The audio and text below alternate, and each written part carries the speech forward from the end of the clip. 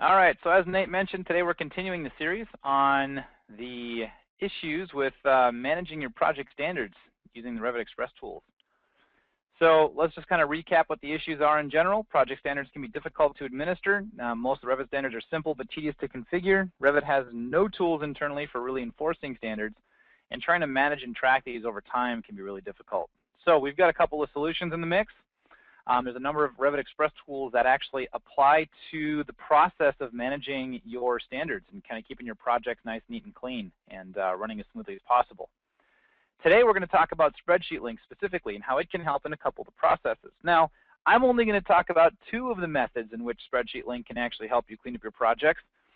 There's probably a number of others that you have used internally, and if you'd like me to run any webcasts on those, give me some ideas of areas where you'd like to see Spreadsheet Link kind of help you with the process of managing some of the standards that already exist inside of Revit and keeping them up to date.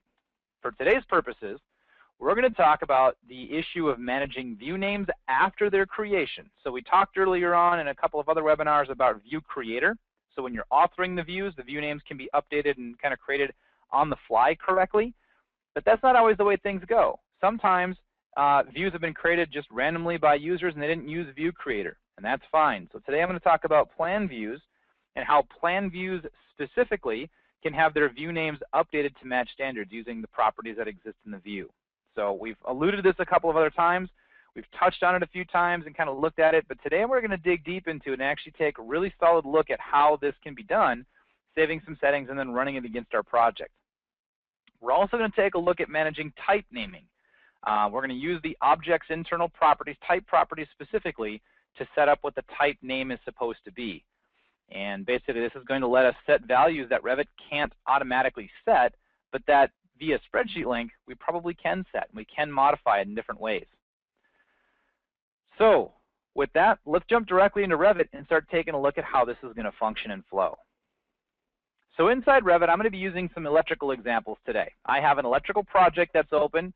And you can see over here on the left-hand side in my project browser, I've got some ceiling plans that have been generated. Some of these have been generated from View Creator, but some of them were generated just straight out using the traditional view, floor plan, plan views here, create a floor plan or create a ceiling plan, one or the other. And so when those were created, those just got the default naming based on the level. Same thing down here for my conduit plans. Those were based on the level name as well. I've also got a couple of power plans down here that were just generically named and not even very consistently. I've got some hyphens in some of the names and not in others. Down here below I've got some duplicates of those that are probably enlarged floor plans with some area A and area B configurations here. Now again, the problem is working with these, and some working views as well, working with these, it's kind of difficult to go through and get these named manually right after the fact, right clicking on this and renaming views and trying to manually type in a naming convention. So my goal here in the first example is going to be to go through and name these views fully based on the properties that exist in the view. Now what I want to do is I want to use the level that the view is associated to. I want to use the view template it's based on. And I want to use the phase. If there's a phase associated to it like existing versus new, I want to leverage that.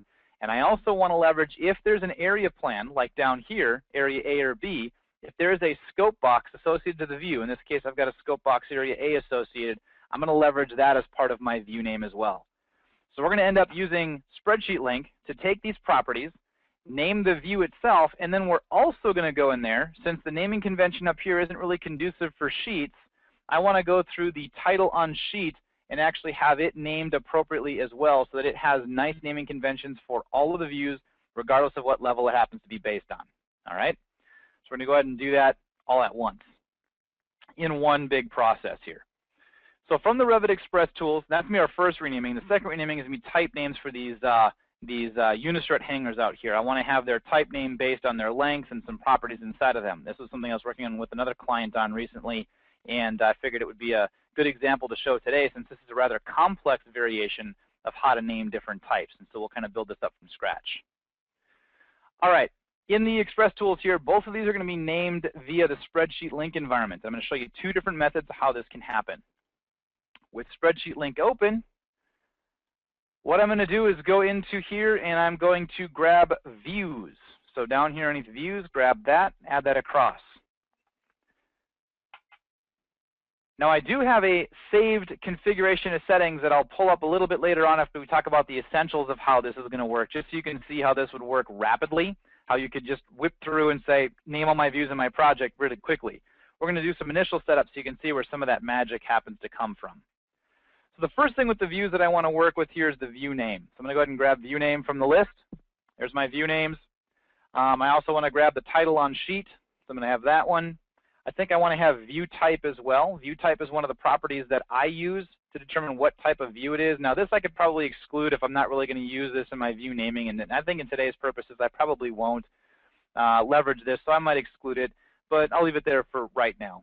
I do want the associated level.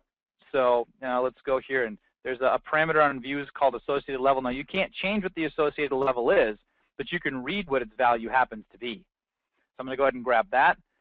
Now with the associated level, because I have used View Creator on this project, the associated level itself actually has a level abbreviation. Not that I can see here because it's a property of the level. So I'm actually right now going to go ahead and grab levels as well. Let's go grab those. Use my levels over here. And what I want to grab for levels is the name of the level. So that's going to match up sort of with the name that's, or not sort of, but it'll match up with the name of the level here that's associated. But then I also want to match up the View Creator abbreviation. So that'll tell me what's going on over here. And just because I like things in a nice, neat order here, I'm going to go ahead and sort it based on the abbreviation in an ascending way. So it goes basement through roof level. I just like to see things in nice, neat ways, so I'm going to go ahead and do that. Now, on the Views tab again, since I've got this, I'm going to use this level to look up what the abbreviation is over here. So just a basic lookup real quick. Back on the Views area over here, I'm going to continue adding a couple of more fields. Like I want to know what type of view this happens to be. Now I'm going to use this type of view because I want to filter out and only grab plan views, floor plans, ceiling plans, area plans. I don't really care about building elevations in this case. And so that I can filter this out, I'm going to go ahead and do that filtering right now. I'm going to go to my view filters.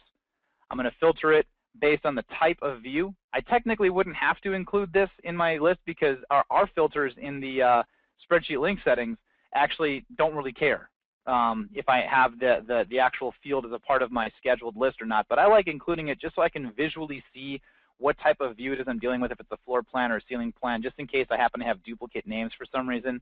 I can see if it's going to be an issue. So I'm going to use the property here of contains, if it contains something, and I'll start with plan, and I'm just going to filter it out so that it's the just plan instead of floor plan. So now what I should end up with here is floor plans and ceiling plans in the same list, and there won't be any 3D views, there won't be any elevations, because the purpose of this particular workflow is to name floor plan views based on their properties, not any other views yet. So I've got that set up. I also want to use my View Creator abbreviation. So since I did use View Creator on this project, I should be able to get the View Creator abbreviation that's associated to a view. So I'm going to go ahead and grab that. View Creator abbreviation, here we go. So I've got things like power plans and power plan working, lighting plans, and that's kind of based on the view template. Now, if for some reason my view template wasn't associated or didn't have a View Creator abbreviation associated to it, I'm going to use it as the basis for my name. So I'm going to go ahead and use the view template in my list as well. So I'll just kind of check and see if this is empty, and if it is, I'll use this as part of my name just so I don't end up with a bunch of duplicates. Now, it looks in my case like I've got view templates associated to all my views. That would be something you'd probably want to do before you actually ran this particular tool, just so you could make sure you had either a View Creator abbreviation or a view template association available to yourself. I'm also going to grab the scope box that's associated, and in this case, if the scope box happens to be none, then I'm just going to ignore the fact that that view, has a scope box or not. I'm going to omit that from the name. But if it has something like area A or B, if it contains that, then I definitely want to make sure I leverage this as a part of my view name. And so that's going to be one of my considerations. And then finally, the last thing I'm going to do is I'm going to include phase over here. So all the new construction views, I'm just going to ignore what their phase happens to be. If there was an existing view in here, and it doesn't look like I have any existing views at this point, if I did have that, I would probably do some kind of abbreviation on the suffix of the name, like -EXST or something like that, so I could leverage the phase. In today's case, again, I only have new construction views. I might go out there and actually make a couple of extras that are that are actually existing views, but we'll see in a moment here. Now it does look like I have a lot of titles on sheet kind of pre-configured in some cases, and in some cases they're good, in other cases they're not very good. But what I might want to do is just forcibly set these to be, based on the level, and then based on the view creator abbreviation if it exists, and then just have that be uppercase. So I'm going to start with that to make my life really easy. We'll just kind of get this configured. So I'm going to automatically calculate what the titles on sheet are going to be, and then I'm going to calculate also what the view names are going to be. So I'm going to do both of those as calculated values. We're going to start here again with the easiest one, which is just title on sheet. This is going to be a basic formula, and like an Excel formula. So I'm going to do equals this and quote space quote. That's going to give me a little space between the two.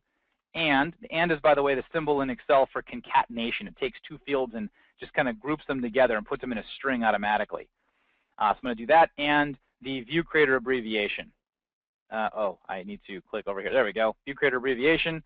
And I should probably do an if statement on this just in case this was empty. So instead of just putting H4 there, which is the view creator abbreviation column, I'm going to put if, open parenthesis, H4 equals nothing. Then what I want to use is the I4. Otherwise, I'm going to go ahead and use H4 again. And that way it'll go through and it'll kind of do a little query check. If view creator doesn't exist, it'll use the view template name. In my case, I think they all exist, so it shouldn't matter, but that'll just kind of give me a good basis here for the naming convention. So as I hit enter here, it's going to go through and name all those. Now, one of the things I want to do is I want to make sure that this is always uppercase. So there's actually an Excel call I can type in, ucase, I believe is what it's called out as. And I'm going to enclose that in parentheses, and that's not right. Oh, I'm sorry, it's upper. That's what it is. If I wasn't sure what the actual names of these were, I could go into Excel, I could save this spreadsheet out and go into Excel and actually get a bit more of the heads-up display so that it would tell me the formatting that I would need to use. In this case, I went through and I renamed every single one of these titles on sheet based on properties of the view. So now when these views get actually placed on a sheet, they'll have the correct name automatically. So basement level power plan or level 1 power plan. Now in the case, there was a question that just popped in and said, what if both H4 and I4 are blank? Well, in that case, you have to find some other property that you could leverage to be the rest of this name out here. Like I mentioned earlier, before you actually run this as a process, you'd probably want to go through and make sure that each of your floor plans have some kind of view template associated to them, or have some kind of view creator abbreviation or some property that could be used as part of your naming conventions. I know a lot of you in the recent versions of Revit have started leveraging these permanently applied view templates, and so if that's the case, fantastic. If not, and you don't have permanently applied view templates, then this might not work quite as well for your workflow. If you are using view creator, by the way, view creator will automatically associate a view template to your views. When you're creating, it's part of the process, is it puts the view template on there as a permanently applied view template. So if you're using that, fantastic. If not, I would recommend going through and leveraging view templates in some form. Even if you're not setting any properties or a lot of properties, and you're just maybe setting like some model category configurations. That workflow of leveraging permanently applied view templates can save you an immense amount of time in general, just making sure your floor plans all look consistent, and it can help you in this naming process right here as well, just kind of helping to maintain what your floor plan names should be. So let's go to the more complicated one now. This one here, what I'm going to do again is I'm going to leverage the associated level, but not the level name. I'm going to use the abbreviation associated from the view creator over here.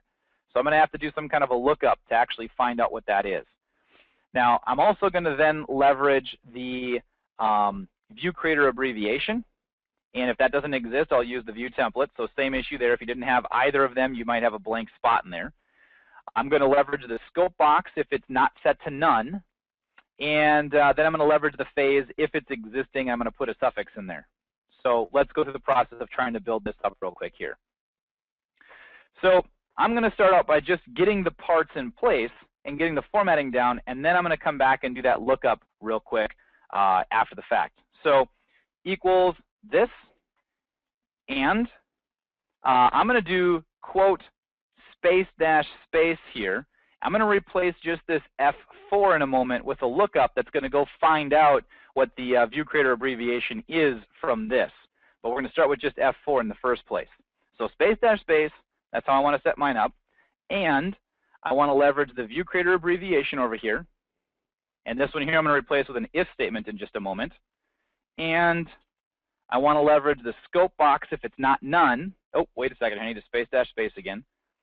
So quote, space, space dash space, quote, and then I want to do another, I'm just going to copy this because it'll just save me a little bit of headache here. So copy and paste that in there. So J4, which is a scope box, and finally I want to use the phase. And each of these individual pieces here are going to become some variation of an if statement or a lookup, pulling extra information and doing something. So this last one here, I'm going to go ahead and start with this just because it's easy. So if this K4 equals existing, specifically, because I happen to know that's how my phase name is set up. Is it's set up as existing with a capital E. Then what I want to do is put in here the value of space dash space EXST. In fact, I'm going to actually remove this out because that space dash is only going to happen if existing is actually set up over there. So if it's existing, put in space dash space exist. Otherwise, put in nothing. Okay. So as I hit enter here, it's going to go through, and none of these are going to have any kind of phase association set up because they're all new construction. None of them equal existing. I'll make a view in a moment that'll actually have existing over there, and then we'll actually see this pop up with EXST. So for right now, none of them are going to have this little suffix just because none of them equal existing. Let's go to the previous one, which is the scope box here. It's set to none. Well, if it's not none, then what I wanted to do is put in whatever the value of the scope box is over here. So here in this case, in this formula, where J4 is, I'm going to say if J4, which is currently none, equals quote none, then what I wanted to do is just put nothing at all. Otherwise, what I wanted to do is put in quote space dash space quote and the value of scope box.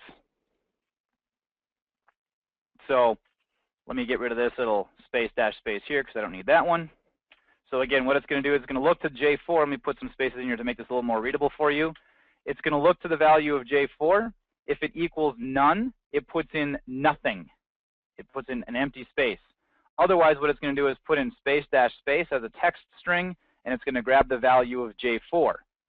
And then it's going to go on to the rest of the statement to see if it's an existing view or not. So as I hit enter here, now all of these, none of them saying none anymore. But if I scroll down towards the bottom, you're going to see space dash space area A and area B, depending on what's going on over here for the scope box, right? So I'm just working myself backwards here in this list to get each of these name parts configured the way that I want them. All right. Now, next, let's go to the previous one there and do a little if statement here for this H4, which is going to be talking about that view creator abbreviation. Now, this is where I wanted to say if this was blank, use this, otherwise use this. And I want to make sure, maybe I want to make it uppercase, maybe I don't. It's up to you how you want to configure that. For now, I'm just going to let it use whatever the case is of the view creator abbreviation. If it's lowercase, fine. If it's uppercase, fine, whatever. But let's put some spaces in here so we can kind of get into this area and put an if statement again. If this equals nothing, oops, I need to put equals nothing, then it's going to use the value of view template, the actual view template name. Otherwise, it's going to use H4 if it's not nothing. All right, let's delete this out of here. Kind of keep some spaces in the mix there so I can kind of see what's going on. And as we do that, if I hit enter here, now we can see that this says basement level power plan, level 1 power plan, level 1 or basement level power plan working, right? It's going down and it's leveraging what's going on over here for the view creator abbreviation or the view template name. And then down here we've got power plan master, because this is a master view, the type of view template, dash area A or B, depending on what area it happens to be in.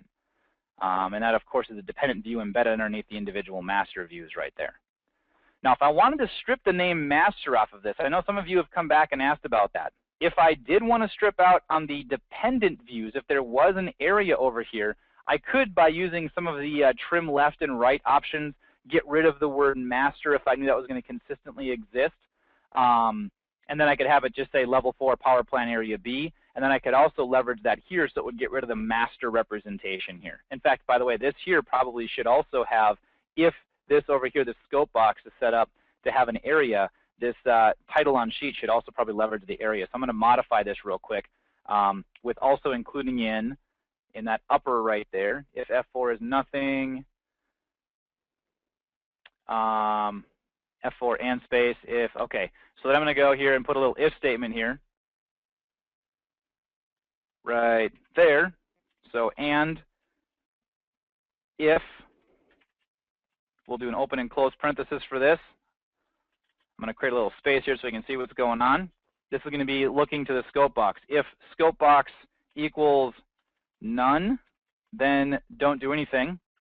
Otherwise, go with a quote space dash space quote and the scope box value. And this is all still within that upper key here. So in case this happens to be upper and lower case, it'll automatically make it all uppercase. So as I hit enter here, it's going to go through, and now I've got the basement level power plan area B and area A. Again, this is an area where I may want to consider stripping out some of those master representations inside of here. May want to get rid of these master words on those dependent views, but we'll do that as a later example here. Apparently, my BIM project suite decided it was going to close and save itself. Yes, I'm going to save my settings. I'm not sure exactly why it's shutting itself down. Might have clicked something accidentally here, but I'm going to go here to my RET workflows, into my spreadsheet link, into my view renaming, and I'm going to save this as view names 2, just as an example. I'll save that, and so it saved my settings. Now I'm going to come back and re-pull that back up here in a moment, so that I can reload those back in. I don't have to do them all from scratch. Load my settings from file, view names 2. Load those back in. And this, by the way, is how you would, by saving your settings, you'd have the ability to rerun this automatically on your project. So it's going to pull up all the information it possibly can. I could then rerun this on my project and have these names all automatically fill themselves out for the most part very rapidly. Now, the last thing that I would want to do here is I'd want to go through and leverage the lookup here to look up this basement level name over here on the Levels tab and actually pull the View Creator abbreviation value from that. So I can have 00 instead of basement level. That way, if somebody goes into View Creator up here and administers what these View Creator abbreviations are supposed to be for whatever reason, I can get all of my views in my project based on the level to automatically look that up. So let's try and go ahead and do that real quick here.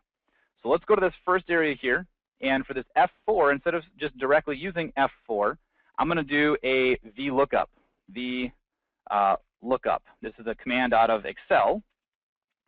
And the vertical lookup here, what it does is it wants me to give it a range of information, I believe. Now this is one of those ones that I always kind of forget a little bit about what it actually is supposed to do, but I'm going to try and do this from memory here.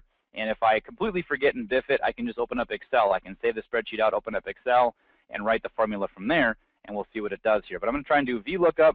I'm going to look up from all of this information right here. I can even go a little bit beyond this if I want to. If I'm going to have more levels in my building, I don't necessarily know exactly how I'm going to have. I can go ahead and just look that up right from here and just have a couple of extra cells. It's not a big deal. So that's the range I'm going to look up. The value that I want to use to actually look up from is going to be this value right here. And those first two that I always mix up and kind of get confused. Then what I want to do is I want to pull the value that matches that F4 from column number 2, and what that should usually do is give me, I did that backwards. All right, so let's switch these two around here. I'm going to pull this out. I'm going to give it the value that I'm looking up first. I'm looking up this value over here of whatever's in this associated level in the range of the levels C4 to D23 and the value of 2. So there we go. Now it's going to go ahead and look that up, and it's going to find all that information. And it should do it all the way down my list, except for I've got a little bit of a problem here. What it's doing, if I go click down here, it's actually, as it's propagating that down, what this View Creator or the Spreadsheet Link tool will do as it's propagating that down is the same thing that Excel would do if I was to grab the script and just drag it down. It's incrementing this reference that I'm looking up. See how it's going C5, and if I go to the next one, it's doing C6. So by the time it gets down here to my 10th cell, it's pulling it out of range, and it can't actually find those lookups up there. So it's a little trick you can use. If I go here and do $4, it will not change that number at all. And I can do $D $23. And then what it'll do is it'll retain that lookup range all the way down my list right here. That's just something you can do in Excel. Put a $ in front of a cell value, whether it be the letter. I can actually do it in front of both if I want to. So right there as well, I can do that. And then if this for some reason got moved over to the right for whatever reason, it wouldn't change which cell it was looking at. So I would actually do that in my very first cell if I wanted to do that in the spreadsheet link, because that automatically gets propagated down. Except for I screwed something up now with that. Oh, I put and, not $. It needs to be a $. $C, $4, $D, $23. That's going to guarantee that that range never changes regardless of where it goes in my list. So I could drag this to the right for whatever reason, and these references here would not change. So now I've got a full naming convention set up for every single one of my views. May have taken me a little bit of time here to get this configured, but now what it does is it looks up here on my levels, all the way from here down to whatever, 24 I think it was. So I got approximately 20 levels worth of information that I can look up from. I've got all of my view names based on the view creator abbreviation or view template. It's going to look at the scope box and see if there is one, and if there is, it'll use it. And then it goes over here to the phase, and if it's an existing view, it'll put a suffix of EXST on there. So again, I'm kind of mimicking what view creator up here does, because view creator only creates views. It doesn't administer my views after the fact.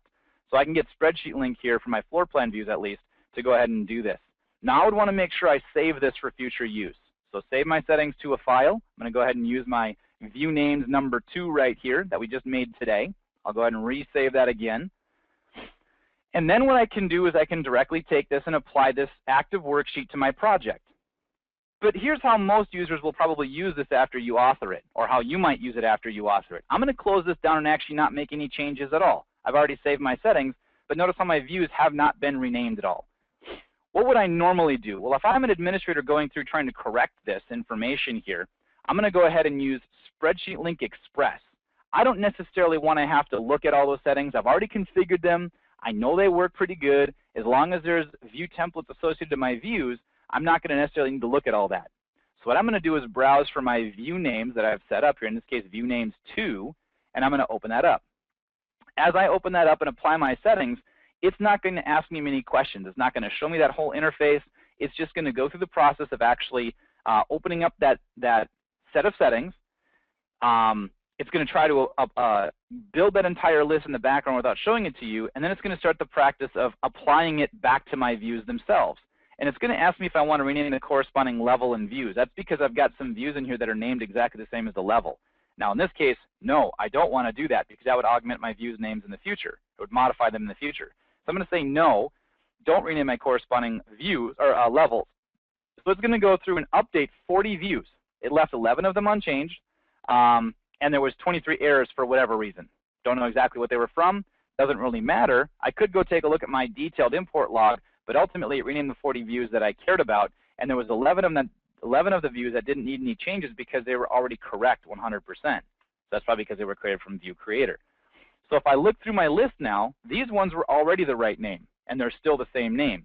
And the title on sheet is already configured in the same fashion here. But if I go down to my ceiling plans that were improperly named earlier, where I had the just level 1, I believe is what it was called, now it's called 01 lighting plan because it's based on my lighting plans. And over here it says level 1 lighting plan for my title on sheet. I've got my conduit plans, my power plans, I've got my master floor plans that are all set up, and I also have my views named down here for the area plans explicitly as well. And even underneath my working views here, if there was just a few working views, it went through and just put the suffix of working on them. Now, if I had another little property associated to this, like maybe the views owner or something like that, I could also have it suffix it with the user's initials possibly if that was the part of my properties that I wanted to work with. But this is a rapid way of going through your project now after you've configured this, and you can go ahead and just run that Spreadsheet Link Express and just run it against your project. Now, those of you who already have Spreadsheet Link and Spreadsheet Link Express, if you want the settings file that I generated today, I'll be more than happy to give that to Nate and go ahead and request that in the comments, and he'll go ahead and email that off to you as well, so that you can go ahead and get your hands on this. You don't have to rebuild this from scratch. You can kind of see exactly what it is I did. But effectively, you could rebuild it yourself if you wanted to, just to kind of practice and leverage those yourself to get your views named properly. Now, there's a prerequisite for that.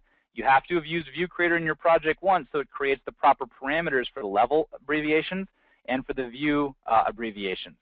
And then you'll probably want to go through and make sure your view templates are assigned. But if you do that, then your views can automatically be named for you for the most part.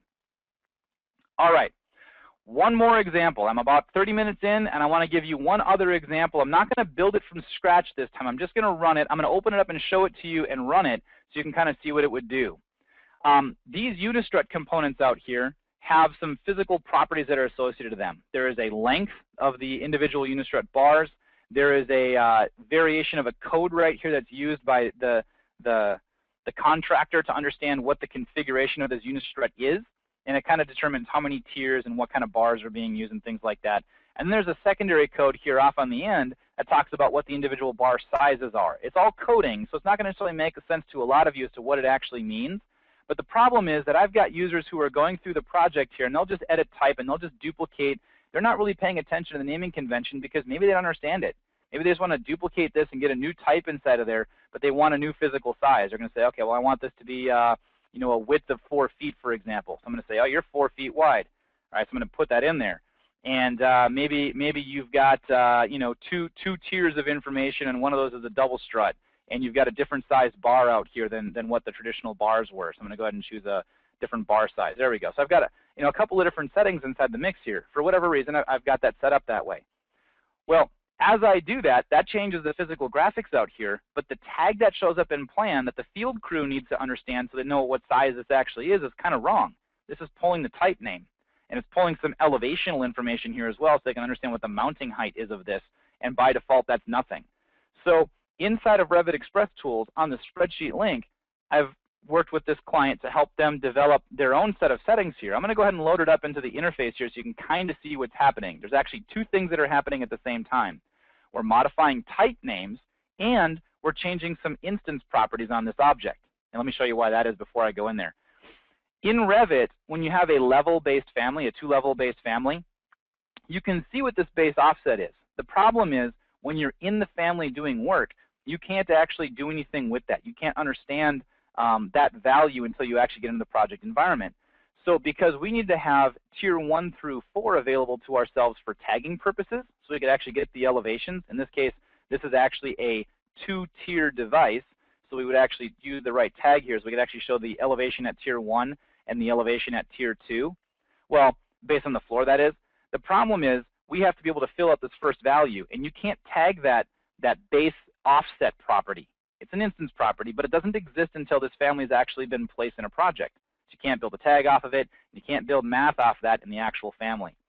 So we have in our Spreadsheet Link workflow here, if I load my settings from a file, if I go back to my type naming, I've got this type naming configuration here. What this will let me do, if I open this up, I believe,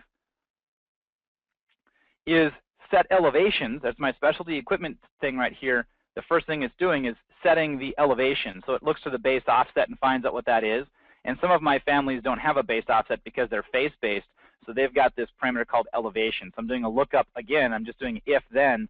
If this F21 or F field here is empty, it uses the elevation property. So it fills out that base offset elevation so I can actually tag it, that being a shared parameter. I think there was a message that popped up. Yep, it couldn't apply one of my categories, and that's fine. Then I've got some type naming over here that's going through and doing a couple of lookups from the properties of my family. Now this is kind of complicated as to exactly what it's doing, and depending on what your family types are and how you want your types named, it'll make more sense to you. But what they wanted was the actual size of the bar shown here in feet and inches. They wanted to put a hyphen and then put that contractor type to tell them what the configuration is. You can kind of see some of those variations here. And then they wanted to talk about the actual type of bar and the spacing between the tiers, so they can understand what that spacing was, just kind of graphically with some numbers. The field crew understands what that means.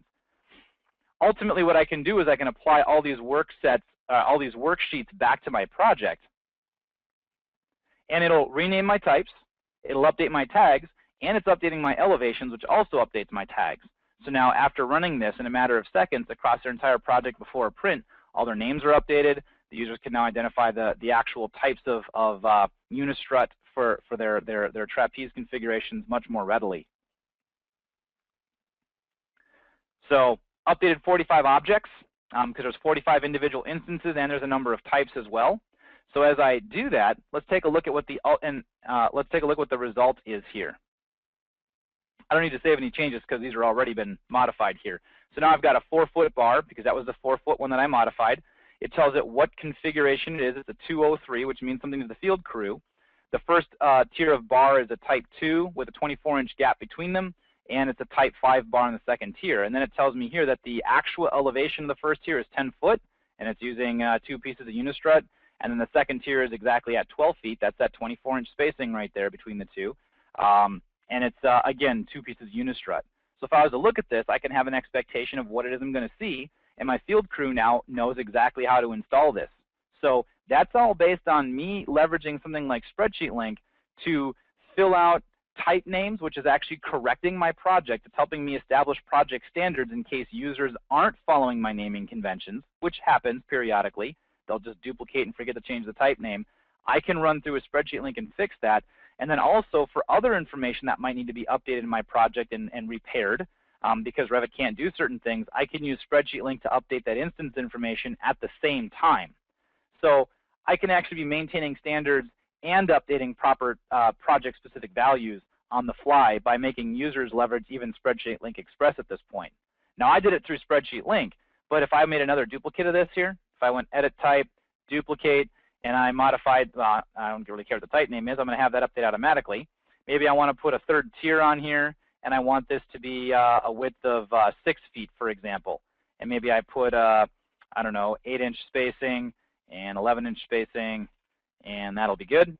And I might want to do another bar size here in a moment. So we'll do some other kind of bar size here. Let's see, I'll use the 13/16 again. So if I click OK, the type name doesn't automatically update to reflect those changes. The physical properties do, but the type name doesn't. And you know what? I'm also going to change my base offset here and mount this at, we'll go 8 feet for whatever reason. So I'm going to go ahead and put that at 8 feet. So if I go back through Spreadsheet Link Express here, I can rerun that type naming workflow here. So type naming, open that up. An end user can run this, and they can self-enforce their own standards, your standards, and get their project to update. And you can kind of coerce them into doing that by making sure that they need to do it for whatever other properties exist in their project, whether it be room area calculations or whatever the case may be. I'm going to go ahead and apply these settings. It's going to rip through my project and make 1 update, or maybe 2 updates.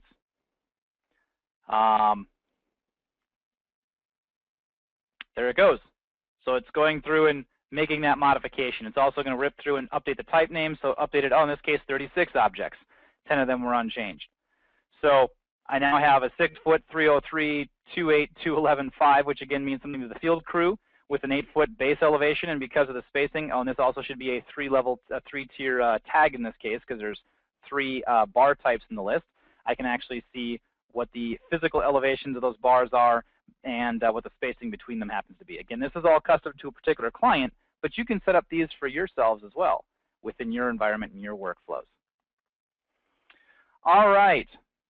All that said, hopefully this was a meaningful presentation for you today, taking a look at Spreadsheet Link and how it can help you enforce some of your standards, things like view naming and type naming.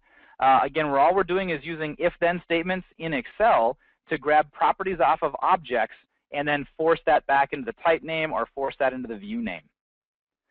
So with that, what I'm going to do is turn this back over to Nate and let him talk about a couple of upcoming webinars and close out the presentation. But before I do that, just real quick again, if there's other areas where you'd like to see Spreadsheet Link used in enforcing standards on your project, certainly let me know.